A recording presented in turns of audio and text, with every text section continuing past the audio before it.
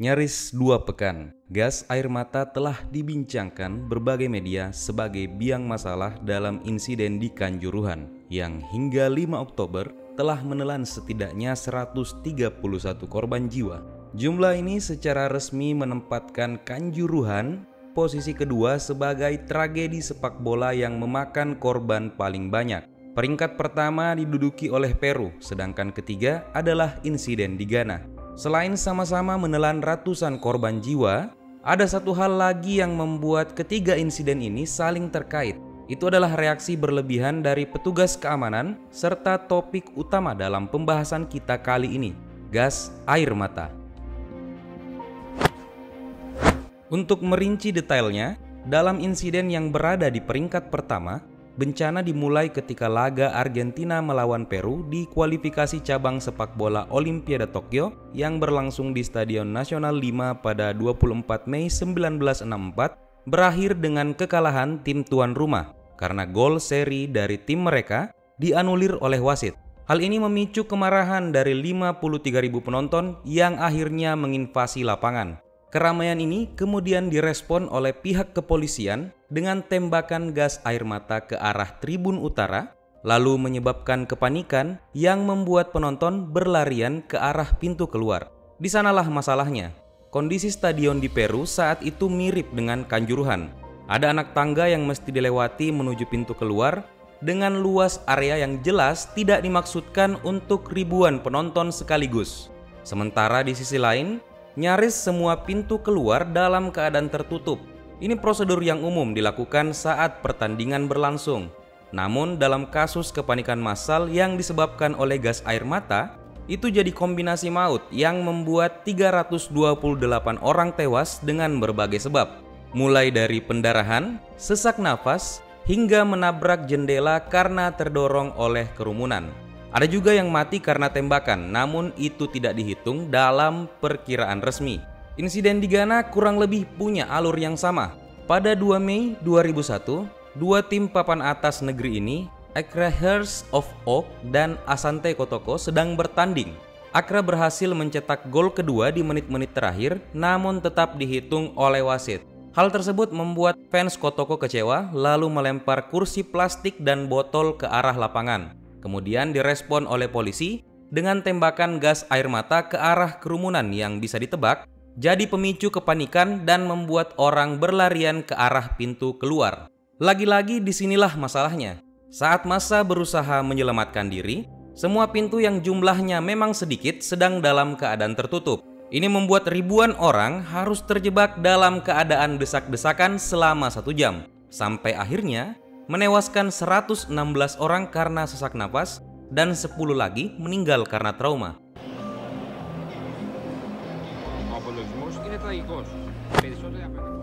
Dua insiden tersebut yang terjadi jauh sebelum Kanjuruhan bisa dibilang merupakan landasan untuk FIFA sebagai otoritas tertinggi dunia sepak bola untuk menerbitkan regulasi bertajuk Stadium Safety and Security Regulation. Tujuannya jelas, untuk mencegah insiden serupa terulang lagi di masa depan. Karena itu, dalam pasal 19 tentang Pitchside Steward pada bagian B, disebutkan kalau senjata api maupun gas air mata tidak boleh dibawa apalagi digunakan dalam lapangan. Hal ini mungkin saja sudah diketahui oleh pihak kepolisian, karena menurut AKBP Verly Hidayat, Kapolres Malang yang telah dicopot sebagai imbas dari insiden tersebut, dirinya telah memerintahkan seluruh personil yang bertugas melakukan pengamanan agar tidak membawa senjata sama sekali. Jadi sejauh ini, kesalahan utama tampaknya akan dilimpahkan ke Komandan Penanganan Huru-Hara Brimob selaku penanggung jawab utama berdasarkan SOP, serta para operator pelontar yang memang sejauh ini 18 diantaranya telah diperiksa oleh Propam. Seperti apapun nanti dinamikanya, tolong jangan sampai kita... Namun terlepas dari siapa yang patut disalahkan dalam insiden ini, mengubah kultur institusi yang terbiasa menggunakan gas air mata sebagai solusi untuk segala jenis pengendalian massa mungkin memang sulit dilakukan. Bahkan jika langkah penggunaannya telah dibatasi seketat mungkin. Itu bisa disimpulkan berdasarkan anggaran pengadaannya yang cukup besar, mencapai 948,3 miliar dalam 5 tahun terakhir. Untuk 2017 misalnya, ada tender sukses senilai 325,2 miliar meliputi pengadaan gas air mata Brimob dengan total nilai 65 miliar rupiah, cartridge flashball atau amunisi gas air mata kaliber 44 mm dengan nilai 68 miliar rupiah. Kemudian amunisi gas air mata kaliber 37 atau 38 mm senilai 92 miliar rupiah, serta cartridge gas air mata senilai 52,5 miliar dan 50,2 miliar rupiah. Lalu di tahun berikutnya, hanya ada satu tender gas air mata Brimob dengan nilai 30 miliar yang kemudian hanya naik 3 miliar di 2019. Ini meliputi gas air mata program optimalisasi tahun anggaran 2019 senilai 3 miliar rupiah, serta pengadaan gas air mata Brimob program PDN tahun anggaran 2019 senilai 30 miliar rupiah. Jumlah anggaran ini menggila lagi pada 2020 seiring dengan kemunculan tender drone pelontar gas air mata senilai 26,9 miliar rupiah serta cartridge gas air mata dengan nilai 200 miliar yang jika ditotal maka keseluruhan nilainya mencapai 226,9 miliar rupiah. Sedangkan pada 2021 dengan total tender mencapai 173,1 miliar rupiah, maka rinciannya adalah sebagai berikut. Ada amunisi drone pelontar gas air mata senilai 11,2 miliar, lalu amunisi drone pelontar gas air mata bernilai 15,3 miliar, kemudian drone pelontar gas air mata dengan nilai 38,6 miliar, serta amunisi gas air mata senilai 108 miliar rupiah. Tender di tahun 2022 memang tidak sebanyak itu, totalnya hanya 160,1 miliar rupiah. Meliputi pengadaan launcher gas air mata program APBN tahun anggaran 2022 dengan nilai 41 miliar, kemudian pengadaan amunisi gas air mata program APBN tahun anggaran 2022 senilai 69,1 miliar, lalu ada pelontar dan gas air mata bernilai 30 miliar rupiah, serta gas air mata kaliber 38 mm jenis MOK pada program APBN tahun anggaran 2022 dengan nilai mencapai 20 miliar rupiah.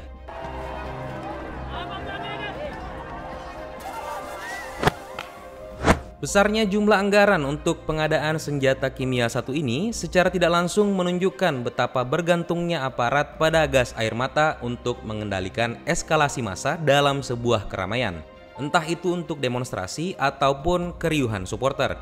Padahal terlepas dari manfaat penggunaannya, ada banyak bahaya yang menanti sebagai dampak.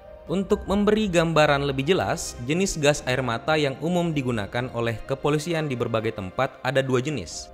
Pertama ada CS atau klorobenzal malononitril serta CN atau penasil klorid. Keduanya adalah zat dengan kemampuan mengiritasi jaringan kulit serta selaput lendir yang juga sama-sama merupakan bahan dasar untuk pembuatan aerosol. Cara kerjanya dalam penanganan massa sebenarnya cukup mudah, yaitu mengaktifkan TRPA1 yang merupakan sensor untuk berbagai jenis rasa sakit, dingin, dan gatal pada manusia dan mamalia, sekaligus sensor untuk iritasi lingkungan yang menimbulkan respon protektif. You need to flush your eyes with water or normal saline for 10 to 20 minutes. Sekilas ini tidak kedengaran mematikan tentu saja. Bahkan mungkin terasa wajar untuk mereka yang belum pernah dilumpuhkan menggunakan senjata ini. Namun, beberapa penelitian telah membuktikan bahwa gas air mata pada kondisi dan takaran tertentu bisa sangat mematikan. Paparan langsung pada kulit terbukti dapat menimbulkan luka bakar jaringan parut permanen serta dermatitis kontak alergi. Sementara jika yang terkontak adalah mata, itu akan beresiko cedera parah yang berujung pada kebutaan permanen seperti dalam kasus protes di Chili. Dan tidak berhenti sampai di situ, individu dengan gangguan pernapasan seperti asma bisa dipastikan butuh perawatan medis khusus saat terpapar gas air mata. Kemudian yang paling parah, dua gas paling populer yang sering digunakan oleh polisi bahkan ditengarai dapat menyebabkan kematian. Pada gas CS misalnya, sebuah penelitian di tahun 1989 mengungkap resiko kerusakan paru, jantung, dan hati sebagai dampak dari penggunaan jenis ini. Kemudian studi lain pada 1993 bahkan menyebut resiko kematian langsung saat terpapar dalam kondisi tanpa masker gas dan terjebak di sebuah ruangan. Sedangkan jenis dengan tingkat racun yang lebih tinggi macam CN Sebelumnya bahkan terbukti menyebabkan kerusakan epitel kornea dan kemosis, dan telah menyumbang setidaknya 5 kematian yang diakibatkan oleh cedera paru dan asfiksia atau sesak nafas.